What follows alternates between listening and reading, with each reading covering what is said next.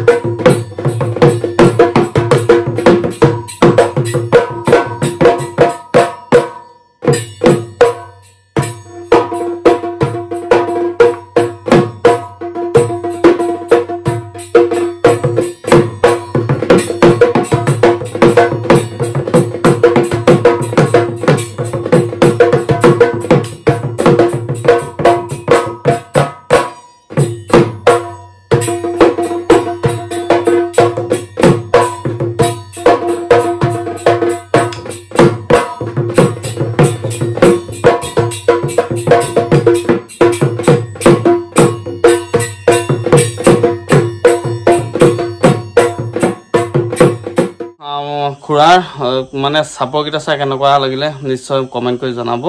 আৰু আমি মানে কি হয় সৰু জায়গা সৰু ঠাই আৰু এনেধৰণে আচলতে মানে কোনো গুৰু খাই নাই সঁচা কথা। আৰু এনেধৰণে আচলতে শিকিছে আৰু নিজে যেতিয়া বজাই বজাই শিকিছে আমি ভাবিছো যে মই ভাবিছো যে বহুত সুন্দৰ হৈছে।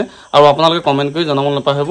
এজন হৈছে হেমেন্দ্ৰ বৰা সৰু খুৰা আৰু এজন হৈছে ডাঙৰ খুৰা ৰবিন বৰা আৰু দুইজনে ককাই ভাই আৰু দুইজনে পাৰফৰমেন্স চাই কেনেকুৱা লাগিলে নিশ্চয় আপোনালোকে জনাব নাপাহৰিব। আৰু সকলোকে পুনৰবাৰ NB Assam 87 ইউটিউব চেনেলৰ তৰফৰ পৰা বহুত বহুত ধন্যবাদ জনাই মৰম জনাই পুনৰ এডভান্সকে আমাৰ যি ৰঙালী বিহু হিয়াৰ পৰা শুভেচ্ছা জনাই মোৰ ভিতৰত ইমান সামৰিছো। ধন্যবাদ। জয় আপ।